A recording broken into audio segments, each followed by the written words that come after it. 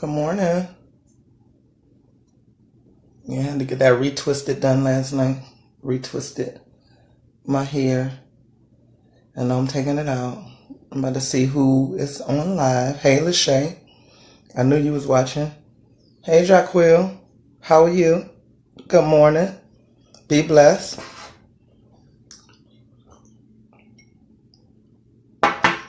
Drink some coffee. What's up? Hey, I woke up like this.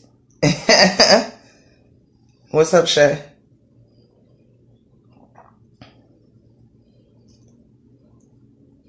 How are y'all doing? Hey, Deb. How are you, boo? You need to call your friend and tell her get on. She want to be on TV so bad. I don't know if I want to bring her on no Deb. I'm talking about Lydia Lee, y'all. If y'all know her, y'all already know. She already is a star. I really don't want to bring her on. She talking about I need to bring her on. I'm trying to figure out why.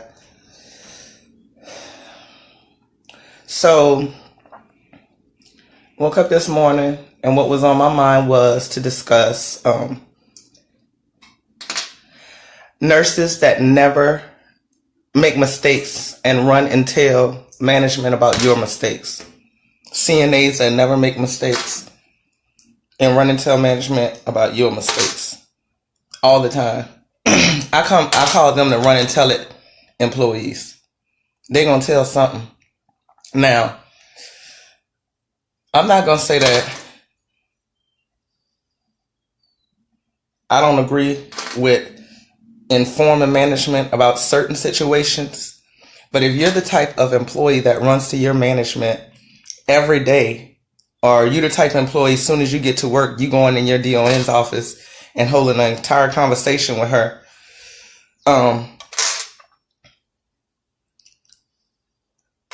you a run and tell it nurse. Because every day you're not talking to her about a positive nursing issue. I've learned that in my nursing career. Okay, Deb, that's cool. Inbox me, baby. All your topics is anonymous. I don't put nobody's name on it. It's just stuff that everybody want to hear about. So anyway, as far as these nurses and CNAs go, as a former management staff, I need management staff to recognize that these types of people only have two goals in mind, and it is to get rid of the person that they are, I'm going to say, telling on, tattletelling on, ratting on, they call it snitching, whatever you call it.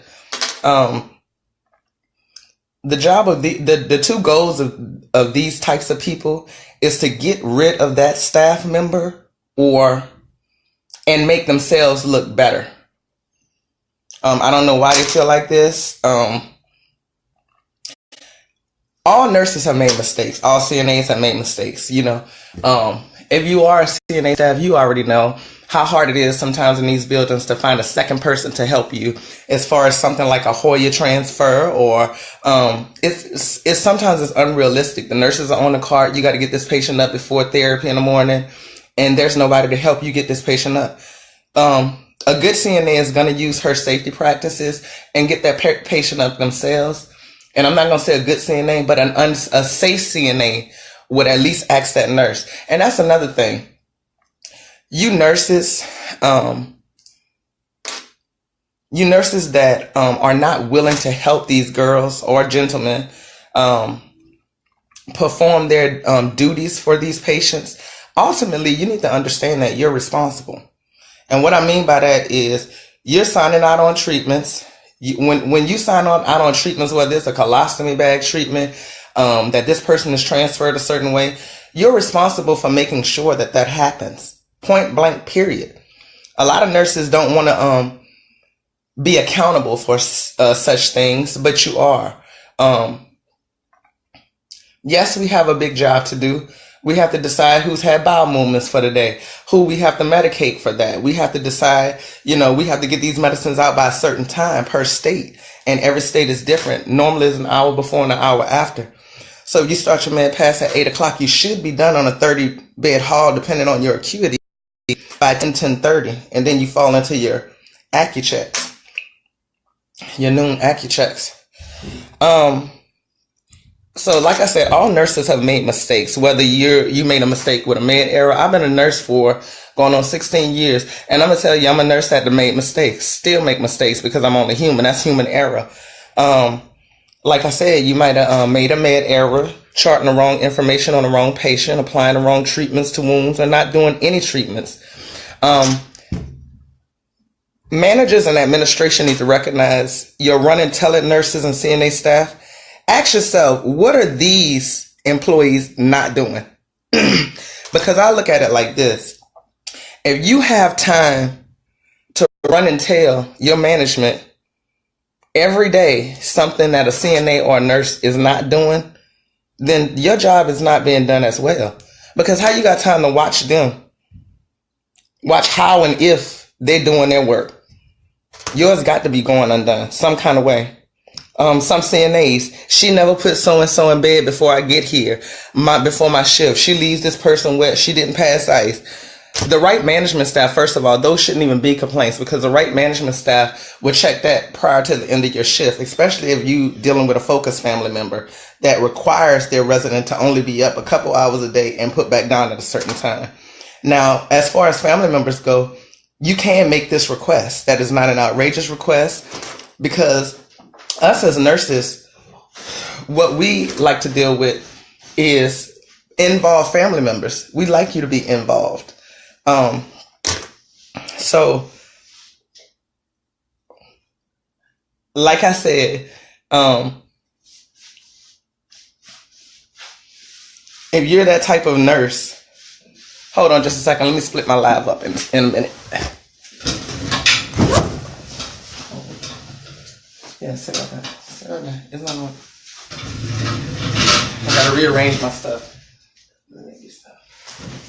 So if you're that type of nurse, like I said, if you're that type of nurse, management needs to know certain things about you, like what is your purpose for letting them know that? What is your purpose for telling everything all the time? Everybody has a different agenda, you know. And we all have been terminated from a job because of somebody else or somebody else is doing. Quite often this happens. Like I said, the goal of these types of nurses and CNAs is to get rid of you at that job, or to make themselves look better. Before you go to these jobs, it's very important for you to put your armor on. What I mean by that is stay prayed up. You don't know what kind of spirits you're going to come interacting with in these facilities, whether they're good or bad spirits. You have to focus on something positive. We all know everybody is not positive in your job. It is not your job to make them positive, but what it is your job to do is to be a positive influence on your patients. What employees don't understand is it's not about you. It never was about you. It's not about you, and it never was about you. Your patients is who matters. And to the people that understand that, we know that these jobs are just what they are. You understand what I'm saying? And what I mean by that is, if you're at a job for a particular amount of time, just say you 20 years at this job, same thing going on from day one at the job. If that is happening at this job, you may have to leave that job. You may have to leave that job. What I mean by that is, if the same kind of spirit is in your job. Hey, Chanel, my sister just messaged me. Your nephew said he want to see his TT. I say TT done moved away from us. She ain't around the corner. We can't just go pop up. But anyway, like I was saying, put your armor on before you walk into these buildings. I did a segment the other day on what you can do prior to going to work when you know that your building has people in it that is so negative, you know, music therapy and everything. But my whole thing is I stay prayed up. I walk in a building with the same attitude. I don't allow other people's bad energy to influence my energy when I come on a shift. That's giving somebody too much control over you. Whether it's your DON, your ADON. I mean, every DON is not going to speak to you. I've had that happen to me just a couple of weeks ago, traveling to somebody's building. You know, I'm used to somebody actually speaking when you come on their floor, introducing themselves. She didn't do none of that. But did I feel a certain way? No. I just fell into my routine, put my gospel music on. She stayed away from me. You know. I feel like I'm so draped out, y'all. I feel like my hair down here when it's really up here. Anybody else with dreads feel that way? Okay. So anyway, and know who your focused families are. A focused family in a nursing home is a family that is very, hold on just a second. A focused family is a family that is very in tune with a resident's care. They're very in tune with knowing what needs to be done, what medications their family members are on. Hey, Keish. Hello, Mr. Page. Hey, Drea. You're still in Florida.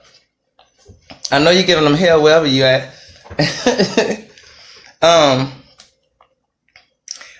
Focused family members are family members that are very in tune with their loved one's care. They come to the care plan meetings. They might come to your building every day. Some of them might feed their family members. Some of them might watch you feed their family members. And this is my thing. If you have a focused family member and they're coming to visit their family, it is not their job. I need the CNAs to understand this because a lot of people get this twisted. It is not their job to feed their family members. The reason why they are in our facility is because we do all that for them. If they choose to, they can. But it's not unfair if they come there to supervise and watch what we do. You shouldn't feel intimidated at all. I like to tell everybody, like, for example, when state survey comes in a building, everybody's nervous. Of course, you know, you got all administration staff out of their offices. You got the DON feeding people. That never happens. You got that missions coordinator passing trays. You got people making lab runs. They doing all kind of stuff that's not in their job. Like on a regular day, it wouldn't happen. You know, you got the MDS coordinator coming out. Now, what I will say about an MDS coordinator, because I had the pleasure of working with several good ones, two in particular is what I'm gonna say. They were over our restorative program at our facilities, and they were excellent. They were excellent. They stayed on top of stuff. And sometimes you need people like that in place that are gonna be serious about their jobs, and these people that are losing weight. And you put somebody like that in charge because if you know an MDS nurse, you know that their job primarily is to make money for your building. So the CNAs have to chart the right stuff, and that gives them the ability to know these patients. So when we're in these meetings, they can also discuss how this patient is eating because they know from personal experience. So we're talking about the nurses that never make mistakes. If you're the type of nurse that runs to your DON every day or your manager every day to say such and such ain't passing pills, she didn't do this treatment correct. This is my thing. As a manager, you have to look at the entire picture. And what I mean by that is, how's your budget in your building? Most of them suck. I'm not even gonna lie. What if that nurse didn't have the correct supplies in order to perform that correct treatment? Quite often that happens. Quite often, they just don't have the supplies. And now what I will say about that, going to that supply person, the best way for you to be a good supply person or central supply person that gets like the dressing supplies, the lances for your blood sugars and everything, stuff that you know that you need to stay up on. Go on your floors and ask your nurses, what type of treatment does Mr. Smith have? Does he need a leave-in? Does he use Copa Island dressings? Does he use calcium alginate? If you know all of these things, then you can keep that stocked on your unit. It is very hard for a nurse to be working without the supplies that's needed to work. I don't know if y'all understand that. It's very important for a nurse to have the supplies she needs to work, as well as CNA. You know, we require these CNAs to do all this work, and sometimes they don't have shaving cream, something as simple as that. Family members, if you have people that's in these nursing homes, because see, what you all don't understand about our job is, like I said, if you're a good nurse and you know you got a patient that stay cold all the time, but guess what? Their family member only visit once a year. So we as nurses feel responsible to a certain extent. So we're buying that patient socks, t-shirts. I mean, it happens. You know, that's just the way life is. Yes, we have our own families, but because we work so much, quite often our patients become an extension of our family. You know, and if you feel the way I feel about people, you understand that every nurse is not going to be the same type of nurse. You know, and like I said, go to your armor on. You have to. If you go to work with your armor on, you allowing people to see your character before you hit the door. Like a lot of folks say, Nada, your light shine before you even open your mouth. Your light shine before you even get to, you know, when you come on the floor, we see it, you know. I'm not going to go to work in a negative place. If I'm receiving a report from an off-going nurse and she's had a horrible day, you know what I'm going to do? I'm about to turn that day around. First of all, the patient that she had a hard time with, I'm going to see them first. And I'm going to calm that whole situation down before it even happens. It's called an anticipation of needs. And if we all anticipate patients' needs prior to getting on that floor, passing these meds, doing these treatments, then your day will go a lot better. Don't allow the person that you are relieving to put you in a place where your energy is so negative, it shows to everybody. Like I said, we all do with everything before we get to work. So when we get to work, we try our best not to have to deal with certain situations. Does it always happen? No. So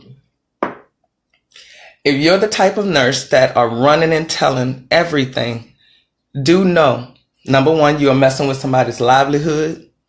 This is how fights occur in nursing. This is how fights occur in nursing. I've never been privy to a fight in nursing. I don't even want to see it. I know I'm walking away because I'm going to make my money no matter what. Now, if you're throwing on a job, somebody else might jump on you before I jump on you. But trust me, something might happen outside of work. You know, it happens. I mean, as professional as we want to be on the job, some people put you in the flesh. They will bring your flesh out of you.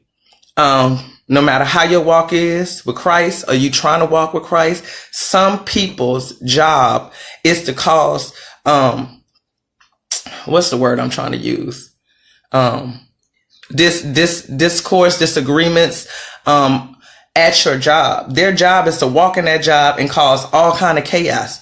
You though, as a nurse that you are, like I said, in order to protect yourself, walk up in that building with the armor of God on, whether it's you meditating before you come to work, you staying prayed up, you reading you a scripture before you come to work, nothing will affect you. And when I say that, I'm saying that from personal experience. I didn't care what nobody thought about me. I mean, you care to a certain extent, but when the same stuff starts happening to you by the same person, it's kind of like, okay, they unhappy for some reason. They got to go through this. Whatever they going through, but I ain't got to go through it with them, you know? Like I said before, sometimes it is hard for us to leave the things that's going on personally at the door. You know, you don't know what nurses is living in the dark. You don't know what nurses is living in a car. You don't know what nurses are having problems with their kids. Kids are being bullied every day at school. You know, it's different scenarios. It's kind of like if you don't know, sometimes it's good to ask. Like I said, you don't want to get in everybody's business, but sometimes it's good to get into certain people's business. You're working with these people, even not just my patients, The staff members that I work around, my peers, become an extension of my family. You know what peers you can talk to. You know the nurse that comes on shift and she too cute to talk to anybody. You know the nurse that comes on shift and she comes straight to work with food in her hand and she goes straight to the back and eat. Oh, and she 30 minutes late. You know the nurses that come on and they ready to do their job. You know, it's kind of just like same thing with the CNAs. You know, the CNAs that get missing. You know, during first rounds. You know, the CNAs that fuss the whole time because they don't want to make walking rounds with you because they know they stuff is messed up. Their rooms are not clutter free. All of their patients is pissy. I mean, you know these types of CNAs and nurses. I guess my main thing topic to really enforce is, you know, when you do your job and you don't worry about somebody else's job, the quality of care, which is the most important thing, rises with these patients. So when we know better, we do better. That's the end of the segment today. And you'll have a good day.